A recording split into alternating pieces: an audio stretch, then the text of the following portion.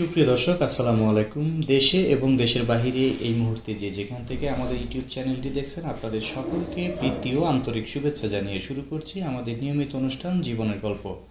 সম্মানিত দর্শক শ্রোতা, আমরা বিভিন্ন সময় বিভিন্ন অসহায় নারী উদ্যোক্তা এবং সমাজে যারা নিপীড়িত মানুষ আছেন তাদের জীবনের গল্প তুলে ধরার চেষ্টা করি। তো দর্শক শ্রোতা, আজকে আমাদের ক্যামেরার সামনে যে বোনটি আছেন তিনি একজন বিদেশ ফেরত নারী। আজকে শুনবো এই প্রবাসী নারীর জীবনের কিছু গল্প। দর্শক চলুন তার কাছে যাই। আসসালামু আলাইকুম। ওয়ালাইকুম আসসালাম। কেমন আছেন আপু? আলহামদুলিল্লাহ ভালো। আচ্ছা আপু, শুরুতে একটু আপনার পরিচয়টা আমরা জানি, তারপরে আমরা মূল আলোচনা আসবো। আপনার নামটা একটু বলুন। আমার নাম রোজিনা। রুজিনা আপা। আচ্ছা রুজিনা আপা, তো আপনার পরিবারে কে কে আছে? আমার পরিবারে আমার 3টা সন্তান আর আমি। আচ্ছা, আপনার স্বামী? আমার স্বামী মারা গেছে। স্বামী মারা গেছে না? জি। 3 সন্তান আর আপনি। 3 সন্তানের ভিতরে ছেলে মেয়ে কয়জন? আমার 1 মেয়ে 2 ছেলে। 1 মেয়ে 2 ছেলে।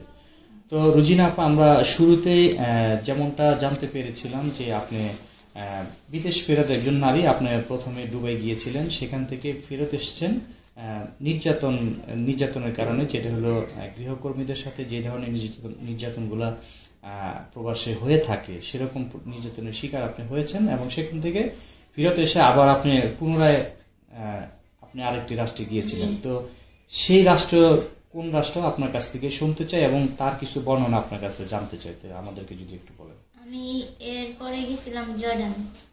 জর্ডানে গেছি, সেখানেও আমার সাথে একই রকমই নির্যাতন হয়েছে। সেখানেও মনে করেন আমি পেটের দায়ে গেছি, 3টা বাচ্চারে আমি এখানে বসে বাংলাদেশে বসে খাওয়াইতে পারি না, পড়াইতে পারি না, খুব কষ্ট। জর্ডানে গেছিলেন কত সালে? জর্ডানে আমি 14 সালে গেছি। কেন দুবাই আমি 6 মাস কাটে। দুবাই থেকে এসে আবার জর্ডানে গেছেন? ওইখান থেকে আমি আবার জর্ডান গেছি। জর্ডান যাইয়া আমি ওইখানে 1 বছর ছিলাম। জর্ডান যে ভাষায় ছিলাম সেটা খ্রিস্টান ভাষা। ওইখানে মনে করেন আমারে ঠিক মতো খাইতে দিত না। তারপরে 2টা কাপড় যে কিনা দিছে ওইটাই আমি 1 বছর পর্যন্ত পরছি। করার পর মনে করেন বেতন তো কোনো সময় দিত, কোনো সময় দিত না। চাইতাম যে আমার বাচ্চা সাগিরা বাংলাদেশে যে আমার ফুলুস দেন মামা, তিনি ফুলুস দিত না। কইতো কি যে তুই মিশা কথা কাজ যা, মিশা কথা গাছ। আমি বুঝাইতে পারতাম না। কয় কি যে কাম কর, সকল কর। টাকা চাইলে টাকা দিত না, খাওয়ান দিত না। এই বাড়ি ওই বাড়ি লিয়া যেত কামের লেগা। মার বাড়ি নিত, আর শাশুড়ি বাড়ি নিত, আর বাড়ি নিত। 3 বাড়ি মিলায় কাম করতাম। তারপর মাসে 15,000 টাকা কইছে বেতন দিব। 2 মাসের বেতন দিছে 1 বছরের ভিতরে। আর বেতন ঠিক মতো আমার দেয় নাই। পরে রোজকার আমি কান্দতাম, করতাম। কান্দন দেখা চিল্লাই তো, কান্দন দেখতে পারতো না। পরে আমার মনে করেন খাইতে দিত না, করতে দিত না। শরীর অসুস্থ হয়ে গেছি, কান্দাকাটি করতাম। তারপর আমার বাংলাদেশে টিকিট কেটে পাঠা দিছে। বেতন ঠিক মতন দেয় নাই। মালিকও সুবিধার ছিল না। ম্যাডাম বাসায় না থাকলে ডাকতো, আমার ঘর পরিষ্কার করে দেয়া যা। আমি তো আর বেতন দেবো, ম্যাডামের দেওয়া লাগবো না, এসব কথা বলতো। তখন আমি কইতাম যে না, আমি এখানে কাজের জন্য আইছি, আমি অন্য কোনো কাজের জন্য আসি নাই। বেতন ম্যাডাম দিলে দেউক, না দিলে না দেউক, আমার ওটির দরকার নেই। এত কষ্ট করে আমি 2 দেশ ঘুরে আমার কপাল ভাগ্য ফিরাইতে পারি নাই। না পাইলে আমি ইউটিউব চ্যানেলে আইছি। তারপরে যদি অনেক ভাইয়েরা আমার কিছুটা সাহায্য করছে, আমি ওটা যে আমার বাচ্চাগুলো 4টা ডাইল ভাত খাইছিলাম। এখনো আমার কষ্টই। আমার মেয়েটা ক্লাস 8-এ পড়াইতেছি আমি। কোরআন শরীফ খতম দেওয়াইছি। আমি কোরআন শরীফ নিচ্ছি 10 পারা পর্যন্ত পড়ছি, বেশি পড়তে পারি নাই। আমার কষ্টের লেগে আমি কিছু করতে পারি না। তো আসলে আপনার কাছে আরেকটু বিষয় জানতে চাই যে আপনি আসলে যখন আপনি অল্প বয়সে স্বামী হারালেন, তারপরে সংসারের হাল ধরতে পেটের তাগিদে আপনি দুবাই গিয়েছিলেন, সেখানেও শান্তি হলো না। তারপরে সেখান থেকে এসে আবার গেলেন জর্ডানে। আসলে সব মিলিয়ে কেমন আছেন আপনি? আপনার জীবন এখন কেমন আছে আসলে একটু বলেন। আমার জীবন ভাই আগের মতনই আছে, কোনো পরিবর্তন হয় নাই। যে কোনো মানুষের বিশ্বাস করি, মানুষেরা ধোঁকা দেয়। বিয়ে শাদী করবো, চালাইবো, দায়িত্ব নিব, একটা মানুষের সত্যিকারই পাইনি। 3টা বাচ্চার কথা শুনলে সবাই পলায়। আমার বাচ্চা তো আমি পালাইতে পারুম না, মানুষ তো পালা দেয়। আমার কোনো গানে জায়গা নেই, বাপের বাড়ির জায়গা সম্পদ নদীতে রয়ে গেছে ভেঙ্গা, আর স্বামীর বাড়ি কিছু নাই। পোলাবেন তিনটা আমি পুরো ঢাকার বাড়ি ভাড়া থাকি, রাস্তায় পড়ে রয়েছি, আমার চলার মতো কোনো গতি নাই।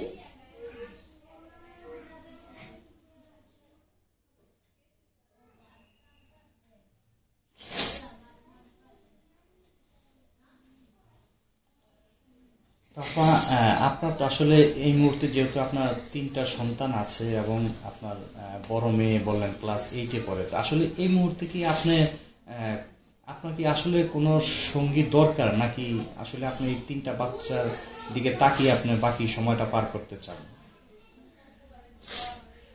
ভাই কি বলুন, আমার একটা মেয়ে, 2টা ছেলে। ছেলে মাঝার ছেলেটা আমার ব্রেনটা সমস্যা, পড়ালেখা করাইতে পারি না, কোনো কাজকর্ম করাইতে পারি না। আর মেয়েটা তো একটু শেয়ানা হয়েছে, 2-3 বছর পর বিয়ে শাদী দিতে হইব। 2টা পোলালে আমি কই যাবো, কই যা দাঁড়াবো, আমার কোনো আশ্রয় নাই, আমার কোনো আশ্রয় নেই ভাই। যদি আমার কেউ একটু আশ্রয় দেয় তাহলে তো আমি একটু আশ্রয় পাবো, এমনি তো আমার জীবন এইভাবে যাইব না। নাই বাপ যে ছায়া দিয়ে রাখবো, নাই স্বামী যে ছায়া দিয়ে রাখবো, কার কাছে যাবো আমি?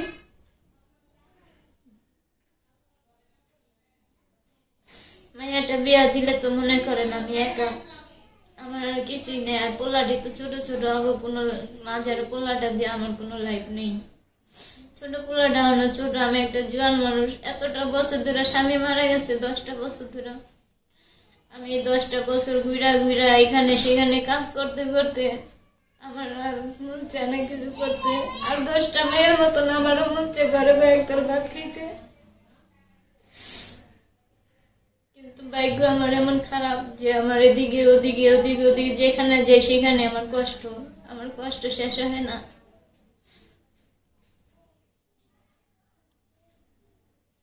আসলে কেমন, আপনি তো যেহেতু আপনি সংসার করতে ইচ্ছুক, তো আপনি আসলে কেমন স্বামী হিসাবে চান, যে আসলে কিভাবে আপনার বাকি জীবনটা কাটাতে চান, কেমন একজন লোক হলে আপনার জন্য ভালো হয়? আমার জীবনটা আমি কাটাতে চাই ভাই একটা সংসারজীবী মানুষ দিয়া, যে সংসারের মূল্য বুঝে, মর্ম বুঝে।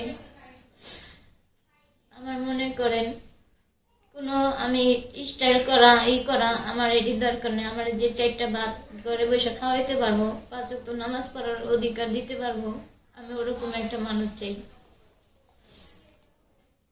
যার আন্ডারে থাইকা আমার পোলা প্যান্ডি জানি 2 মুঠা ভাত খাইতে পারে, আমিও জানি খাইতে চলতে পারি। তো আপনাকে আসলে এই মুহূর্তে কেউ বিয়ে করতে চাইলে তো সেটা হয়তো মধ্যবয়সী কেউ হবে, বা কারো স্ত্রী মারা গেছে বা ছেলে সন্তান আছে তারও সংসারে, এমন কেউ হয়তো আপনাকে হয়তো চাইবে। তো সেক্ষেত্রে কি আপনার রাজি আছেন কিনা, বা করতে চাইবেন কিনা?